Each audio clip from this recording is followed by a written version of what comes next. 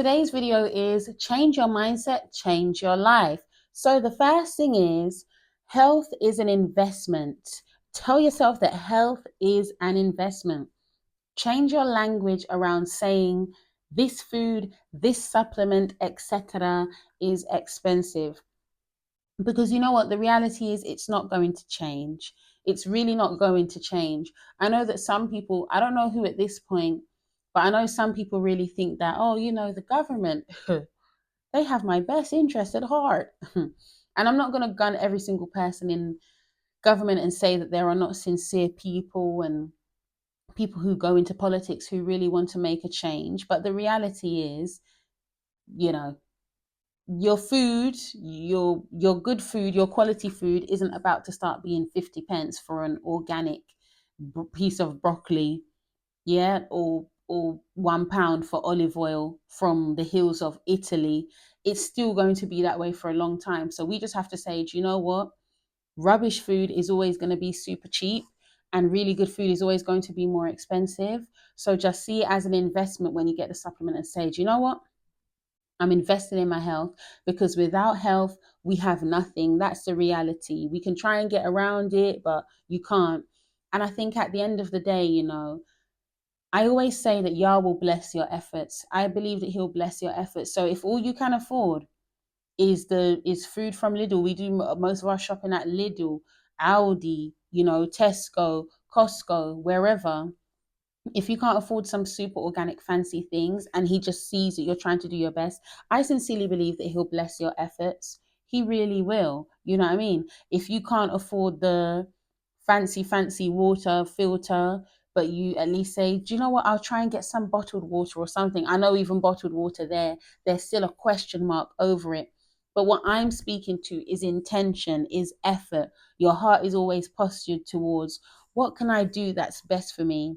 And that's the thing, right? And he will lead and he'll keep you well. Yeah. So just tell yourself health is an investment. Maybe once every 2 months, I'll get a supplement, Maybe once every 2 months, I'll buy something organic. I mean, if you can even trust organic. But do you see? Just see it as an investment. Number two, oh, and sorry, the verse for that one is 3 John 2. Beloved, I wish above all things that thou mayest prosper and be in health, even as thy soul prospereth. Number two, change your expectations. If you are going to start a business, your demographic probably isn't your family or friends. Now, let me explain, because it would be unfair of me to just put that out there and not give some context. Ever since I've said, oh, I'm going to do YouTube or try businesses, I've 100% had support from family and friends. And whereas sometimes I felt like, oh, how comes this person didn't share my thing, or that person? I've had to remember, Sharla, they're not your demographic. They're most likely not your demographic. Your auntie Lily, who used to change your diaper, when you tell her you got a YouTube, she's probably going to say, oh, that's good for you. That's not your demographic. Do you see what I mean? So don't feel away. Don't feel away about that. Just stay focused and keep pushing. Because at the end of the day, your tribe, the right people will come to you. And that's how it is for everybody. All of the people who you admire, the business people, the online influencers, I'm sure if you hear their story, they have a few people who either didn't believe in them, didn't support them, or weren't really interested, were indifferent, whatever it is. So this is just the way of life. And the verse for this is Mark chapter 6, the passage, sorry, is Mark chapter 6, verse 1-4. And he went out from thence and came into his own country, and his disciples followed him. And when the Sabbath day was come, he began to teach in the synagogue, and many hearing him were astonished, saying, from whence hath this man these things? And what wisdom is this which is given unto him, that even such mighty works are wrought by his hands? Is not this the carpenter, the son of Mary, the brother of James and Joseph, and of Judah and Simon? And are not his sisters here with us? And they were offended at him. But Jesus said unto them, a prophet, listen, a prophet is not without honor, but in his own country, and among his own kin, and in his own house. So look at the joke. Look at the joke.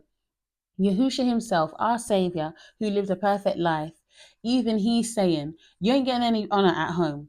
Even the people were saying with him, hold on, is this not the, what do they say here? Wasn't he a carpenter? Do you see what I mean? Is he not the brother of James? Do you understand? So that's how they were looking at him. So what do you expect? Do you see what I mean? What do we really expect when people aren't like supporting us or believing in our vision? This is just the way of life. And instead of taking it and being discouraged, take it as something to strengthen you and know that if Yahusha himself went through this and he overcame, he set that example for me. I can do it too. I'll be all right because people will follow in the end. All right. Number 3, just read the Bible. Just read. And I'm not even referring to study, but just read the words of life. Things will start to make more sense. You will make connections you haven't made before. And I found these really nice pictures online, and I just want to share this as some benefits of reading the Bible. So, 3 benefits for reading the Bible without an agenda. The word allows it allows the word to speak to my heart without a basis.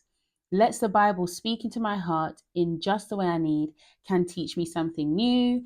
And some benefits of reading the Bible: it heightens your brain connectivity, improves your concentration, encourages character development, strengthens your faith, improves and rewires your thoughts. And it's so interesting there that they made that point about heightened brain activity, because I was saying to King recently that, do you know what? Since we've been taking our time to go through the Bible together, I sincerely believe that my memories got better.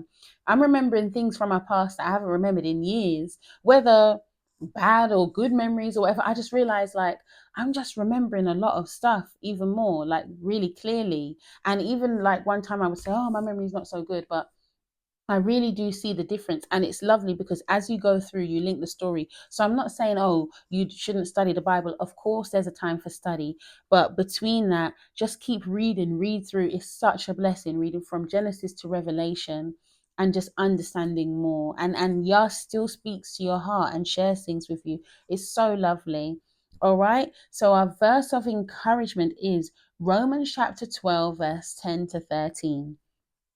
Be kindly affection one to another with brotherly love, in honor preferring one another, not slothful in business, fervent in spirit, serving the Lord, rejoicing in hope, patient in tribulation, continuing instant in prayer, distributing to the necessity of saints, given to hospitality.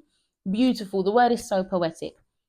All right, then, ladies, thank you for watching. And while you are here, please remember to like and subscribe.